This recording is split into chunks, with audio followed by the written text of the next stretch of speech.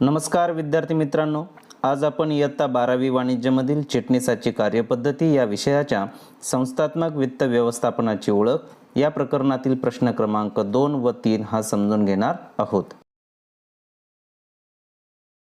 प्रश्न क्रमांक 2, खालील संज्ञा संकल्पना स्पष्ट करा. नंबर 1, वित्त निश्चितीचा निर्णय.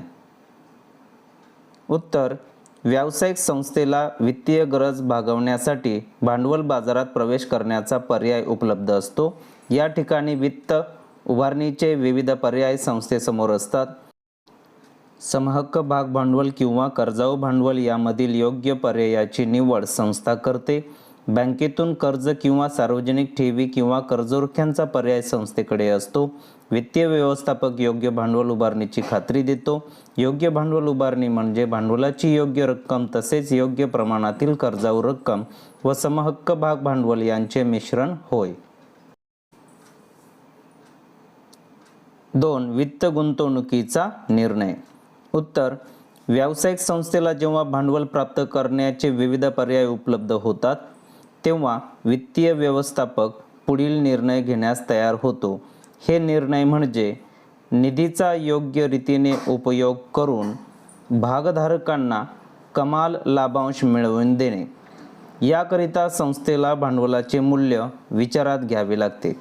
एकदा भांडवलाचे मूल्य कळले की मग भांडवलावरील परतावा हा भांडवली मूल्यापेक्षा जास्त असेल अशा पद्धतीने निधींचे नियोजन संस्था करू शकते. गुंतवणूक करण्यासाठी निधी मिळविणे व व्यवसायामध्ये त्याचा यशस्वीरित्या उपयोग करणे यालाच गुंतवणुकीचा निर्णय असे म्हणतात.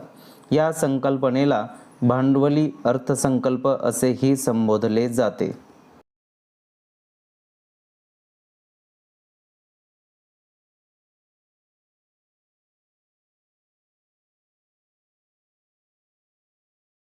नंबर 3, स्थिर भांडवल. उत्तर: एकूण भांडवलाचा जो हिस्सा स्थिर मालमत्तेमध्ये गुंतवला जातो त्या स्थिर भांडवल म्हणतात.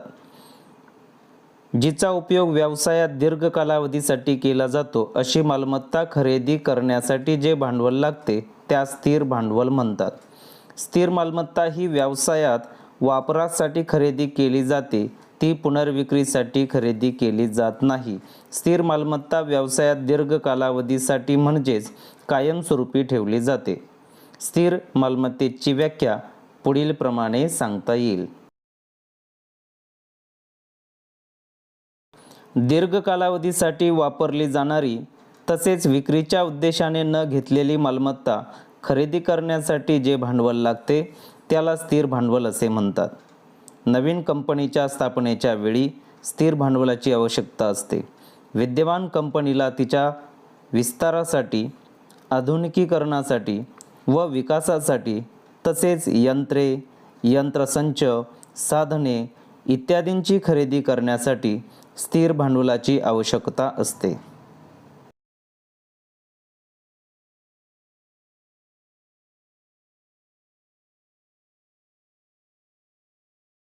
नंबर 4, खेळते भांडवल.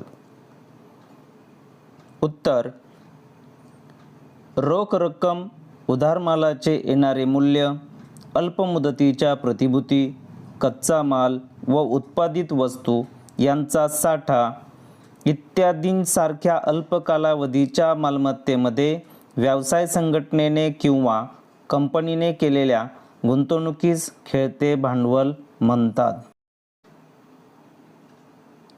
दैनंदिन व्यावसायिक कार्य पार पाडण्यासाठी आवश्यक असणाऱ्या भांडवलास खेळते भांडवल असे म्हणतात. जेस्टनबर्ग यांच्या मते खेळते भांडवल म्हणजे चालू संपत्तीचे चालू दायित्वावरील आधिक्य.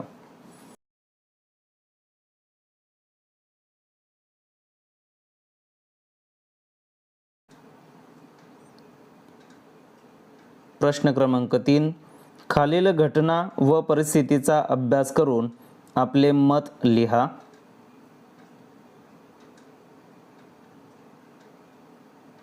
नंबर 1, महाराष्ट्र राज्य रस्ते परिवहन मंडळाच्या व्यवस्थापनास खेळत्या भांडवलाचे आकारमान निश्चित करावयाचे आहे. अ.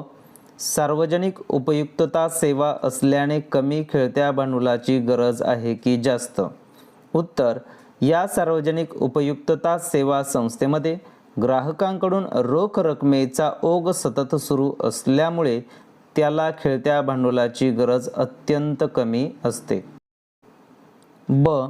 सार्वजनिक उपयुक्तता सेवा असल्याने स्थिर भांडवल मोठ्या प्रमाणावर असणे गरजेचे आहे का? उत्तर.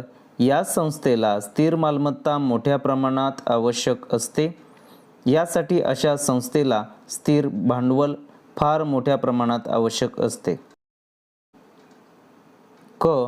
आपल्या दैनंदिन जीवनात नजरेस येणाऱ्या एखाद्या सार्वजनिक उपयुक्तता सेवेचे उदाहरण द्या. उत्तर. बृहन्मुंबई विद्युत पुरवठा व परिवहन उपक्रम ही सार्वजनिक उपयुक्तता सेवा संस्था आहे. ही संस्था संपूर्ण मुंबई शहरात विद्युत पुरवठा करते व सार्वजनिक परिवहन सेवा देते.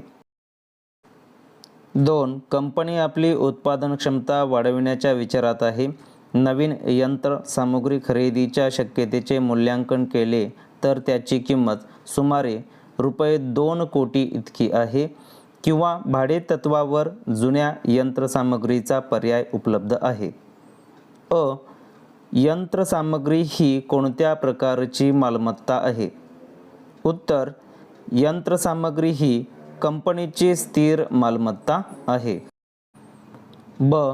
यंत्रसामग्री खरेदीसाठी वापरले जाणारे भांडवल हे स्थिर भांडवल आहे की खेळते भांडवल? उत्तर. यंत्रसामग्री खरेदीसाठी वापरले जाणारे भांडवल हे स्थिर भांडवल आहे. क. व्यवसायाचे आकारमान स्थिर भांडवलाचे प्रमाण निश्चित करते का? उत्तर. होय. व्यवसायाचे आकारमान मोठे असेल तर स्थिर भांडवल मोठ्या प्रमाणात लागते. व्यवसायाचे आकारमान छोटे असेल तर स्थिर भांडवल कमी प्रमाणात लागते.